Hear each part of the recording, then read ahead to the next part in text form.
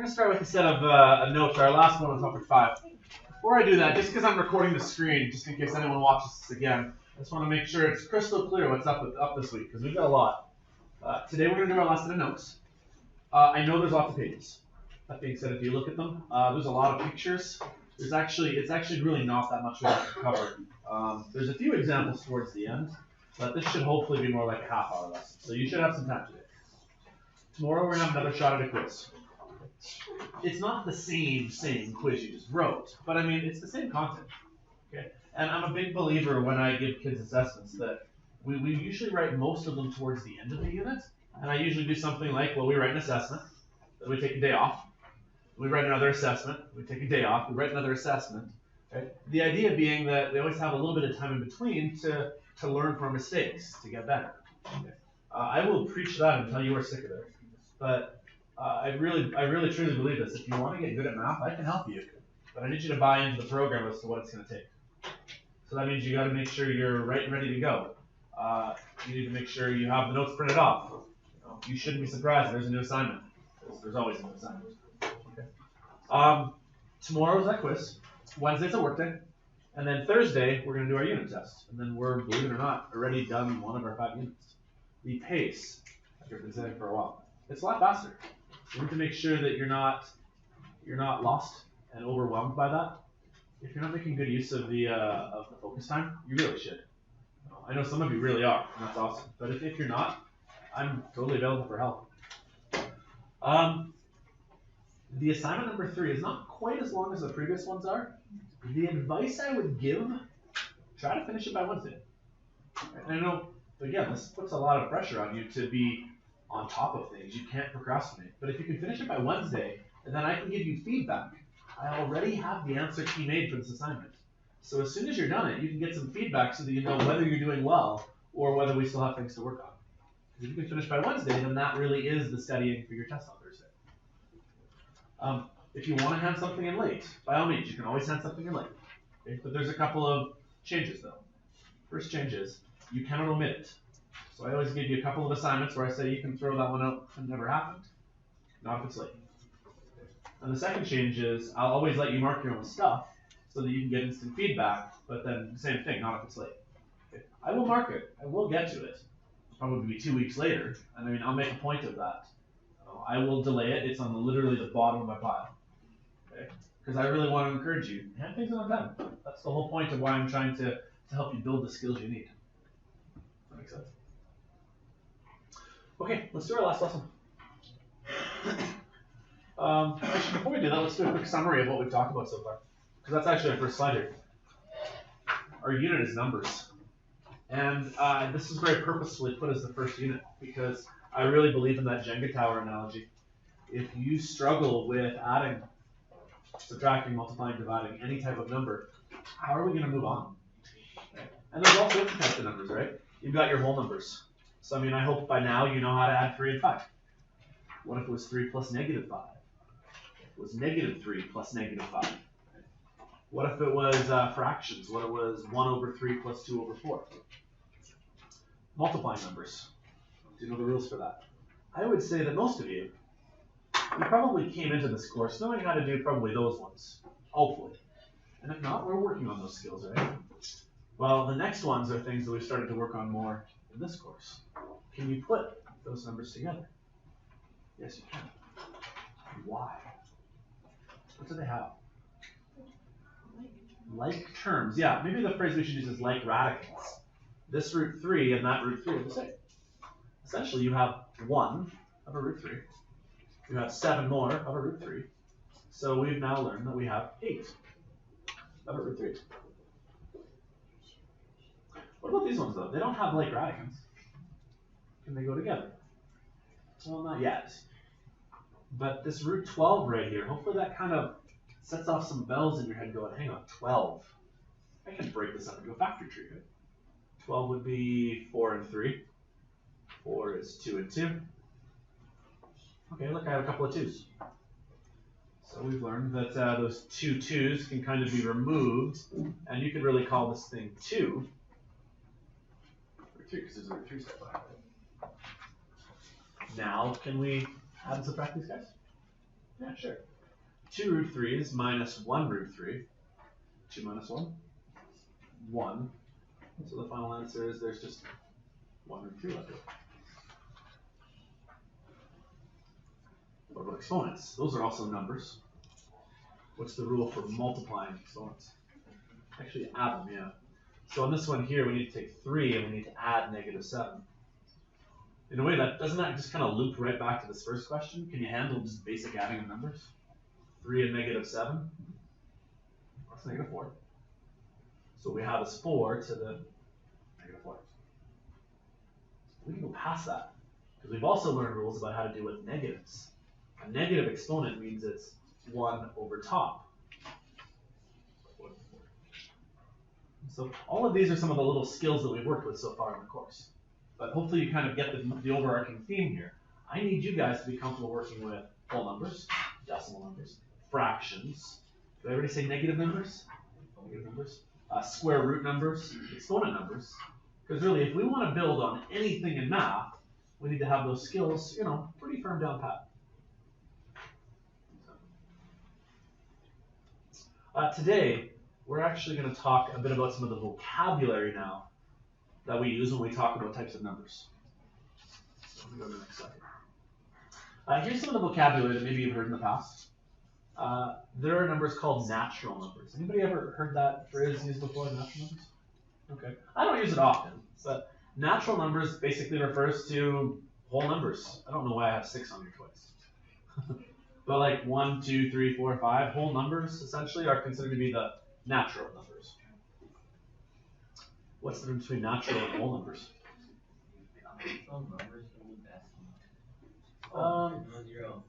Yeah, 0 is the change. You can have 0 between a natural number and a whole number. Then there's integers. What's the difference between the natural and whole numbers and the integers?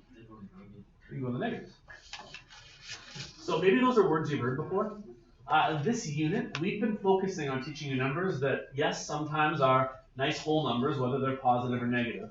But we can also work on numbers that are not whole numbers. And so here are 2 other categories of numbers.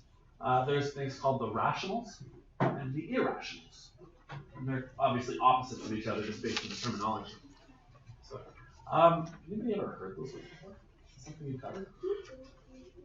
Okay, well, let's cover it again here. The long and short of it is a number is considered to be quote-unquote rational if it's either a decimal or a fraction. If you can write it as a decimal or as a fraction, it's a rational. For example, 5.5, 5.6, 5.7, 5.8. That's considered rational. 1 half, 2 halves, 3 halves, 4 halves, 5 halves. Those are considered rational. Often the phrase we use is it either needs to terminate or repeat. Maybe you've heard that before. If a number as a decimal number either like stops and ends, like 5.23, then it's considered rational. Or if it was like 0.3333333, like if it keeps going for forever, that's also considered rational. Is that something you guys have heard before? I think I have that on my next slides. What we've been working with actually, and we haven't used the terminology yet, but I'm going to start using it now, is we've been working with irrational numbers. This number here and this number here, they are both considered to be irrational. And I'd like to talk a bit more about that. So, I'm going to use a calculator to help estimate some of these values. If you have a calculator nearby, you can follow along here. If I tried typing into my calculator 3, then the square root of 6, it gives me a decimal number. But does this decimal number stop? Well, no, clearly it keeps going. You might argue, hey, it stopped at the 8. But that's just because your calculator ran out of room to keep writing numbers. Does that make sense? Does it look like any of these numbers are starting to repeat each other? I don't think so. Not in the same way that, like, say, 22 divided by 8 would. But look, hey, it stopped. Or 1 divided by 3. Hey, look, it's a whole bunch of 3's that are repeating each other. Makes sense? So this is considered to be an irrational number because if we write it as a decimal, it will go on and on and on forever, and there's absolutely no repeating to it. We can even do 6 to the power of a fraction. If I go 6, the little arrow is the power button on my calculator. 6 to the power of 7 over 4. Again, kind of does the same thing. As a decimal number, it's about 23, but does it actually stop at that 5 right there? No, it keeps going. It just ran out of room. And I don't see any repeating to this. That's kind of what I have written right here. I need for you guys to be able to figure out whether something's irrational or not. It's usually not too challenging. You're looking for anything that terminates or repeats. Otherwise, it's irrational. Looking around the room, some of you are nodding as though you've heard this before. Probably the most common irrational number that you've worked with before is this number here. You guys recognize that symbol? Pi. Pi, yeah. Pi. I mean, pi is 3.14, right? But really, that's not really true if you actually use a calculator. Depends on how good of a calculator you have. Pi is really 3.141592654, and it keeps going forever. I've heard of contests before where people actually will memorize as many digits of pi as they can, and then win a prize. You know, if you can memorize, 100 or 200 digits of pi. That's like a really good memory. Okay, so let's do a quick activity. Let's figure out whether these are either rational or irrational numbers. 2. Rational, yeah, it stops, doesn't it? Thanks. 8.2. Rational, it stopped, right? It terminated as a decimal. 5 over 29. Well, if I needed to, I could take 5 over 29 and type it into Mr. Calculator. Just to double check. Okay, it is 0.1724137931. That doesn't look like it's repeating, does it? But it is a fraction. And if any of you have one of these special calculators, here's a nifty tool. If you press the button Math, so if you're at this point here, do this with me. Take 5 divided by 29, if you have this calculator, and get that decimal number. And there's a way to turn it back into a fraction. Press Math. The very, very first thing says frac, or fraction. If you press Enter, look, it turned it right back into a fraction. If it can be written as a fraction, it would have repeated at some point. We just didn't happen to see when the repeating happened. I'm betting that this 1 right here, probably the number after it is this 7, and then after it's probably the 2, and then the 4, and then the 1. So it probably would have repeated if we would have actually had enough digits going on. But if you can write it as a fraction, it's considered rational.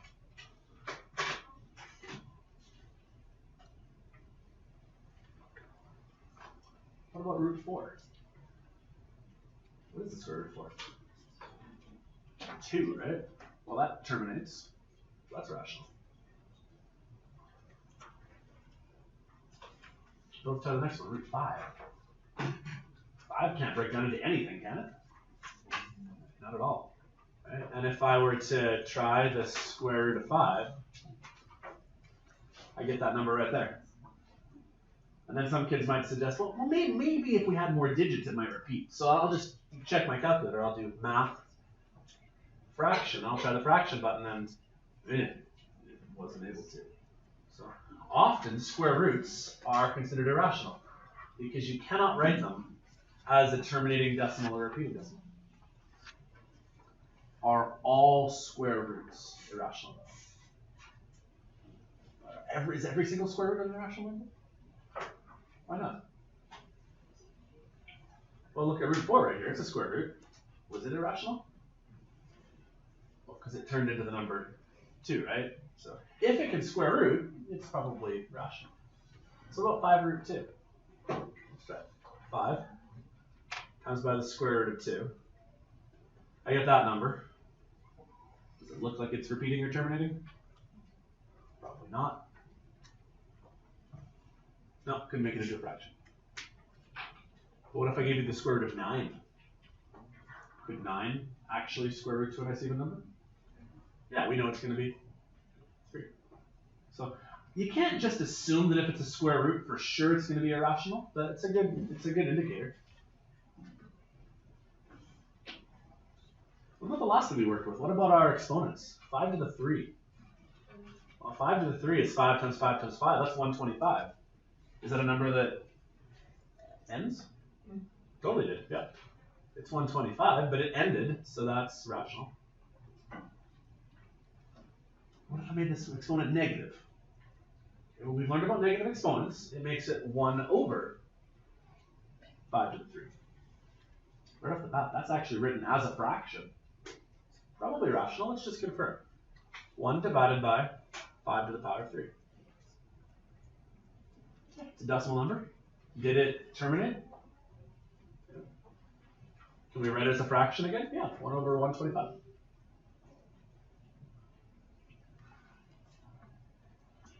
What if the exponent was a fraction? Let's try it out. 5 to the power of bracket 1 over 3. Seems less likely. Again, if you have this type of calculator, math, fraction.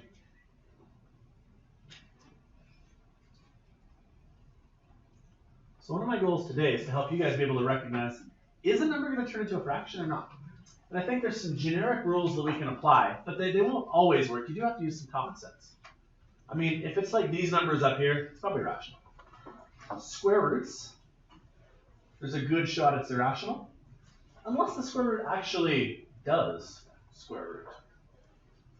Exponents are usually okay if we're talking whole numbers or integers.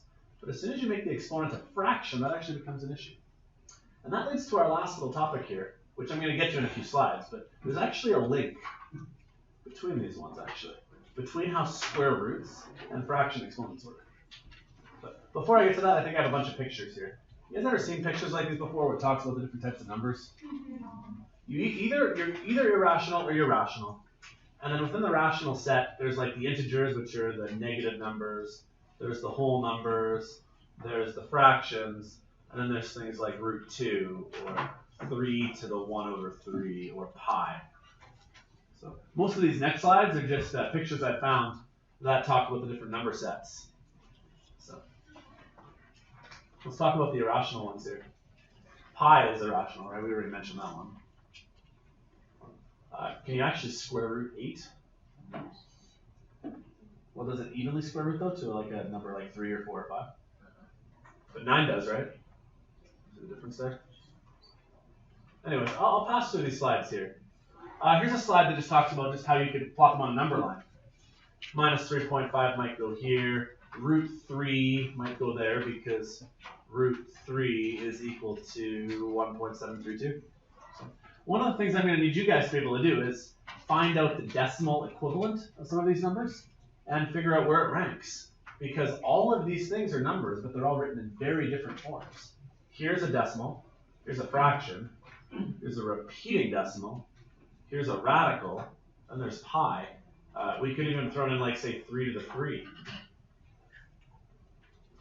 What if it was 3 to the 0? It's not 0 and it's not 3. It's 1. Because it means that you have no 3's times by 1. So, okay, here's what I want to talk about now. There's actually a link between some of these irrational numbers. They're written in different formats. I've actually mentioned this to a couple of kids so far. I don't know that this is maybe the reason originally why it was done like this, but think of like writing in some computer code. If you always had to try as a computer coder to try to write in fractions or square roots, wouldn't that get to be very, very cumbersome over a while? Like, it is not easy to try to type that sort of stuff in. But it's a little bit easier to type in something like 2 to the 1/2, because you just write it as 2 to the power of 1/2. This is actually a shorthand notation for square roots. Let's try this exercise here. We'll see if you can make the link here. If I find the square root of 2, so it's equal to 1.41, 2 to the power of 1/2 is actually the same thing.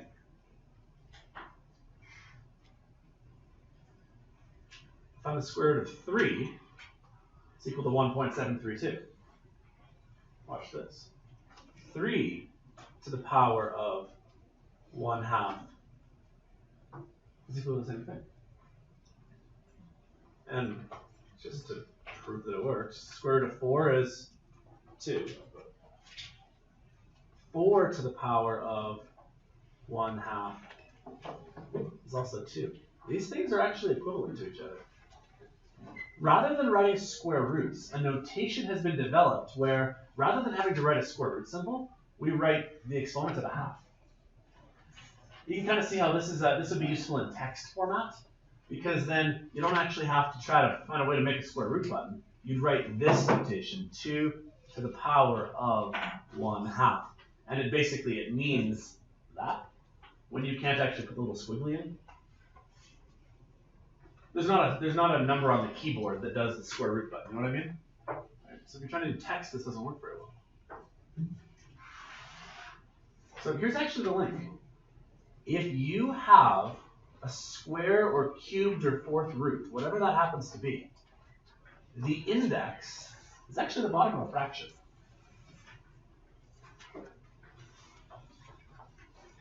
There's actually a formula here we can use. Let me try an example. Let's say I gave you x to the 1/3. This is equivalent to the third root of x to the 1. There's actually a pattern between these two things. Say there's a fraction right here. Whatever the top of the fraction is, that number there, that's the power that remains behind. But whatever the bottom of the fraction is, that's whatever the root happens to be. So if it's 1/3, it's a cubed root. What if it was x to the 1/4? Then it would be a fourth root. We'll do a lot of examples here. What if it was x to the 7/4? Here's what this means. It means it is the fourth root, because that over 4 is a shorthand notation for telling you what type of root it is. But see how there's a 7 on top this time? Well, it just means that we still have 7 x's remaining. The bottom of the fraction, whatever the bottom of the fraction happens to be, it implies the type of root we're going to work with. This is the last thing I need to show you. Once you wrap your head around it, it's actually not that challenging. Look at the bottom of the fraction. That's the type of root you have. Or, if you have a root, whatever type of root it is the bottom of your fraction. Let's try some examples here just on the calculator. Let's try the square root of 7. What kind of root is it? It's a square root, right? The number implied is a 2. So this would be equal to 7 to the power of 1/2. You guys can move those dividers if you need. What if I wrote out, so let's write that up, 7, square root of 7. You know how there's like a 2, kind of imply that it's a square root? Well, this is 7 to the 1/2. This 2 right here is the bottom of the fraction right there. Good up, you guys, we're almost done. Where did this 1 come from? How many 7s do I have here? Just one of them. So what if I gave you this? What if I gave you the cubed root of x to the 4? Well, we already have 4 x's. But the cubed root means we make it a fraction with 3 as the denominator. So this would be x to the 4. We still have x to the 4. But the over 3, this implies the type of square root. That's all. So it's like a shorthand notation to make it so we don't always have to write the stupid square roots out. It's actually quite useful in the right places.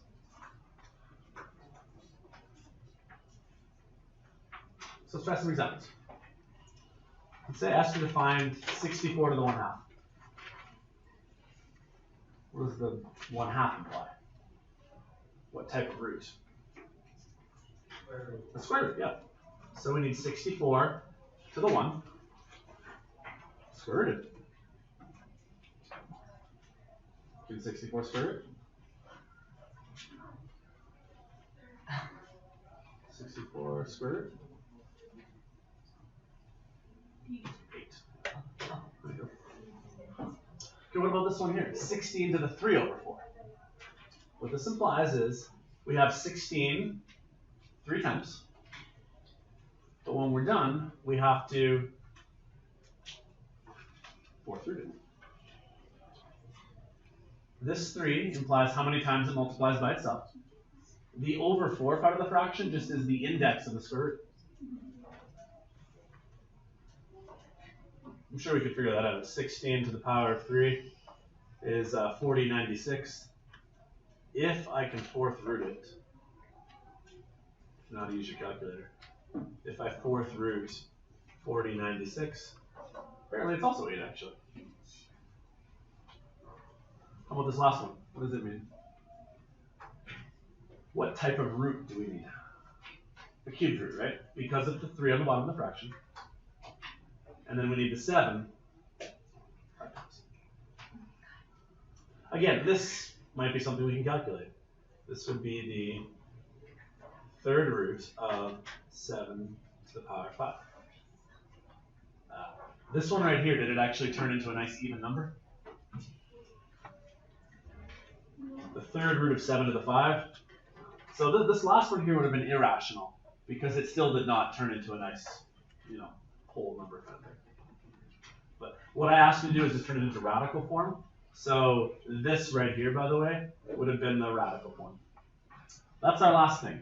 I need you to know how to work with exponents that are fractions.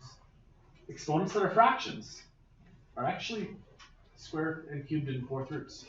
Just depends on what the fraction is. So let's try these ones. If I give you x to the 5 over 4, after a while this actually becomes quite simple. This will be the 4th root, because of the 4 on the bottom, of x to the 5.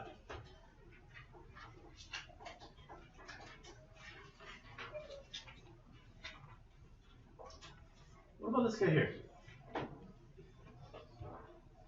Before we do stuff, though, we should still use our rules. What's the rule for how these exponents look at each other? What do you do with the 5 and the 2/3? You combine them using, you multiply, yeah. So before I get to it, I should actually multiply. 5 times 2/3 is going to be 10 over 3. Okay, so we need the 3rd root of x to the 10.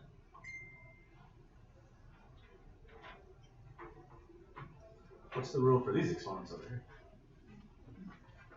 Not multiply this time. Now there's 2 of them independently. We need to add the exponents. Can we add them as they are? Not quite yet. They need common denominators though. If you do it right, you'll get 4 over 6 plus 15 over 6, which will be 19 over 6.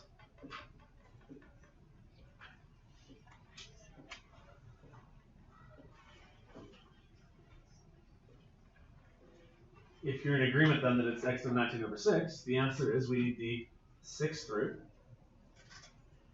of x to the 19. Okay, this one's a bit of a challenge though because you do need to know how to do your common denominators. So I'll just make sure I point out what happened there. This 3 and this 2, they're not the same, right?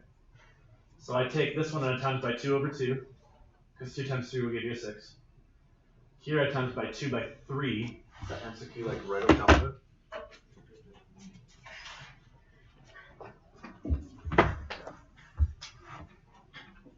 So this 2 by 3 will also give you a 6. 2 times 2 is 4. 5 times 3 is 15. 4 of 6. And 15 of 6. 4 and 15 gives you 19 of 6. If this step right here, up to there, lost you, we got to talk about fractions. But if you can agree with me that this is a 19 over 6, hopefully you'd say today's lesson is actually not really all that challenging. The bottom of the number, the bottom of the fraction is the type of root. The top number is how many are left under the square root sign. That's it. It's actually not that challenging. So, last one's done. Write these as exponents. What kind of root is this one? It's a square root, right? So I would say this is 11 Well, we had 111. So the square root makes it over 2. This is 11 to the 1/2. You had 111 under the square root sign. Divide by 2 because it's a square root. What if there's a number up front? You know what we need to do? We need to put that number back inside. We need to like unsimplify it to make this work. How many 2's would have been inside? There would have been 2 2's inside, right? What's 5 times 2 times 2? 20. So this would be the root of 20. How many 20's do we have? We just had one of them, right? So 20 to the 1. The type of square root, though, is a square root, so 1/2. I gotta point this one out. If there is a number in front, you do have to kind of put it back inside. Make sure you put 2 of them back inside, or 3 of them back inside, depending on the kind of root. I'll go this one here. Is there already an exponent? Yeah. So what we have is 4 to the 2. It was already sitting there, right? But then this 3 right here means that it's over 3 because of a cube root.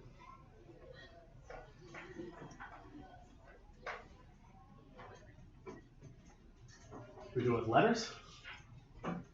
Hopefully at some point I've got you where you're like, I know what I'm doing. I hope you feel like that's the case here. This will be x to the 3 over 2. This is a square root. This will be y to the 4 over 3, because it was a cube root. What if I don't give you any numbers at all? Could you still do it? It would be a to the power of c divided by, I don't know what kind of root it was, but whatever that root is, that's what it would have been divided by. That's it. That's the last twist to our lesson. It really isn't that challenging, is it? That was our last slide, right? So we're going to do a quick summary here. I say today we talk about 2 main categories. One, I need you to know your words. Irrational and rational, which I think you've learned before, right? Irrational, it means it's a decimal number that just never ends. It just keeps going for forever. There's no repeating, there's no terminating. Essentially, you can't write it as a fraction. A lot of the numbers that we've started to work with are considered irrationals. But if you see an exponent or if you see a square root, don't just assume it's irrational, because it might not be. And then the last twist is there is actually indeed a correlation between exponents and square roots.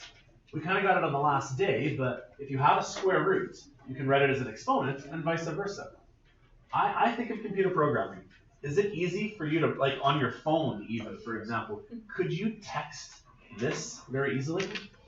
I don't have a symbol that does square roots. But I could write x to the power of 3 over 2, and it means the same thing. So it's kind of a useful notation to put back and forth. There's our unit. This didn't add a whole bunch more, did it? So in a way, like I said last week, Thursday and Friday, the quiz you wrote on Thursday really was kind of everything, minus this last little bit. Tomorrow, we've got another shot at it. Thursday, it has to count. Okay?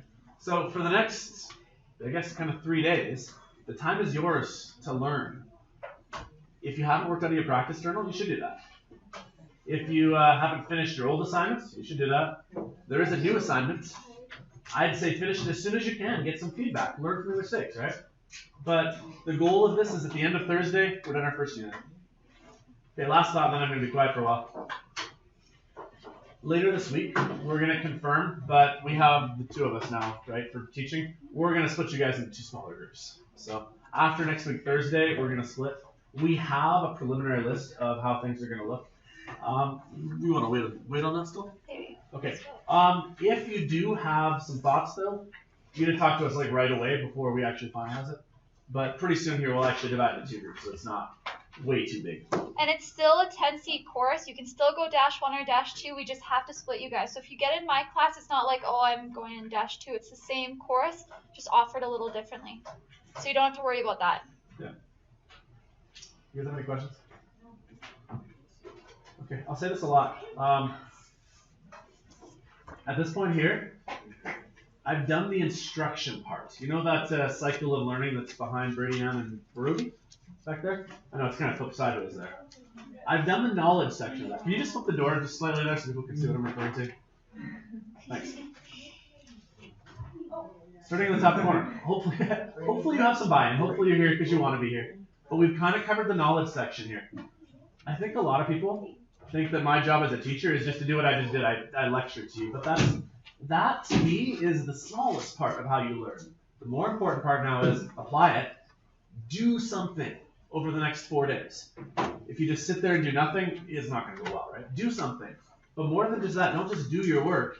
Get some feedback, right? There's 2 of us. Ask for help. Get an answer key. Mark something. Right? Learn from your mistakes and keep getting better. Sound good? Okay. You guys are free. Do something. Learn. Let us know how we can help.